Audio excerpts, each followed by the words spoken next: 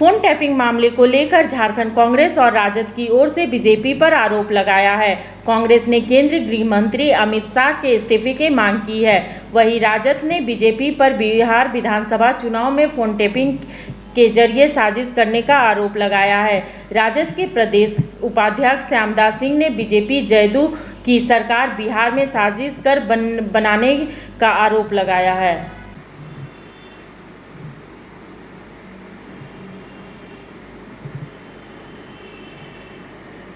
देखिए, भाजपा की तो नीति रही है फोन टेप करना, विपक्षी दल के नेताओं का फोन टेप करना। क्या हो रहा है, विपक्षी दल क्या रणनीति बना रहा है, तो वैसी स्थिति में वो चाहता है कि सब लोग का क्लू लें, और बिहार में भी वैसा हुआ ही होगा। हम समझते हैं कि बिहार में भी हुआ होगा, अन्य प्रदेशों में हुआ है। अभी फिलहाल जो आपको राहुल गांधी का जो मैटर आया है, उसमें भी फोन टैपिंग का मैटर आया है। तो ऐसी स्थिति में भाजपा चूँकि हताशा की स्थिति में अब दिख रही है, अब जान रही है कि 2024 का लोकसभा चुनाव उसके हाथ से निकल चुका है।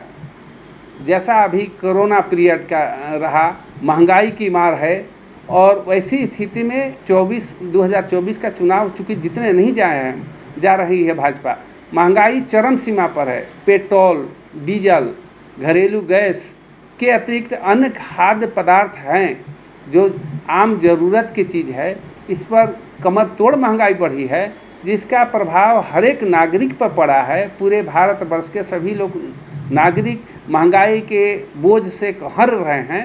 वैसी स्थिति में पुनः वे भाजपा को समर्थन देने के मूड में नहीं है, और भाजपा निश्चित रूप से 24 में हार रही है। तो विभिन्न प्रकार के हथकंडे अपना करके फोन टेपिंग करके उसको मिलाइए, उसको जोड़िए, उसको तोड़िए। तो भाजपा की तो नीति रही है तोड़ने का, हर जगह तोड़ने का प्रयास करती है। बहुत जगह सक्सेसफुल भी तोड़ने में हुई है। वो कूटनीति करने में वो इस ढंग का जो चाल चलती है वो आचरण के विरुद्ध होता है। ऐसे राजनीतिक दलों को वैसा नहीं करना चाहिए। अब फोन टेपिंग से बचना चाहिए। इसलिए इसका प्रभाव तो भाजपा पर पड़ेगा। सभी लोग जान रहे हैं कि भाजपा वैसा हथकंडा अपना करके गलत सलत प्रचार करने के उद्देश्य से ये चीज़ें संसद में आ चुकी हैं, देश जान चुका है, उनका जासूसी कराने का भेद खुल चुका है। अब वो कुछ भी सफाई देते रहें, देश जानता है कि भाजपा और उनके नेतृत्व वाली केंद्र की सरकार, और अगर इन चीज़ों पर गौर करें तो सीधे तौर पर गृहमंत्री और प्रधानमंत्री इसके लिए जिम्मेवार हैं। तो ये लगातार जासूसी कराते रहे, और ये 2017 से बदस्तूर जारी है। ये बातें जब सामने आई है तो हम ये जानना चाहते हैं, देश ये जानना चाहती है कि इस प्रजातांत्रिक प्रणाली में ये अधिकार उनको नहीं बनता है। ये देश की अस्मिता, सुरक्षा का, अस्तित्व का प्रश्न है, और इसी को लेकर के हम चाहते हैं कि गृह मंत्री इस्तीफा दे और प्रधानमंत्री इसकी जिम्मेवारी ले।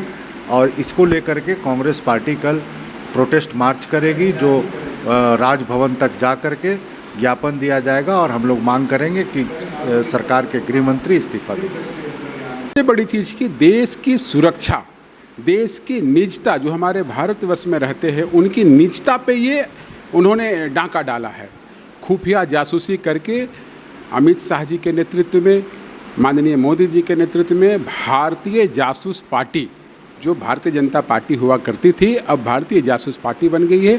उनकी करनी और कथनी इस देश की जनता ने देखा है, और जिस प्रकार जिस सॉफ्टवेयर का उपयोग करके इस देश के आम लोगों की, हमारे नेता राहुल जी की और दूसरे नेताओं के या फिर अधिकारियों के या फिर प्रेस पर, जिसे चौथा स्तंभ कहा जाता है, झारखंड के रामगढ़ में भी एक प्रेस के साथी जो फ्रीलांसर थे, उस पर भी इस प्रकार का जासूसी करके उस पर कार्रवाई करने की काम कर रही है। तो हमें लगता है कि ये सरकार को इतनी निर्लज नहीं होना चाहिए जितना ये हो चुकी है। ये सारे प्रकाष्ठा को पार कर चुका है। अब माननीय गृह मंत्री को अगर जरा सा भी संवेदना और भारत माता और भारत से प्यार है तो उन्हें तुरंत त्यागपत्र देना चाहिए। मोदी जी को इसकी जवाबदेही लेनी चाहिए। अगर सच्चे भारतीय हैं, भारत माँ के लाल है और भारतीय की अस्मिता और रक्षा की बात करते हैं, तो उन्हें तत्काल अमित शाह को हटाना चाहिए और इसकी जवाबदेही प्रधानमंत्री को लेना चाहिए। जब टूटती है आस, जब थकती है सांस, जब रूठते हैं अपने, मुंह मोड़ता है जमाना। जब अंगड़ाई लेता है संकल्प, फिर बनती है कहानी, बनते हैं अनमिट निशान।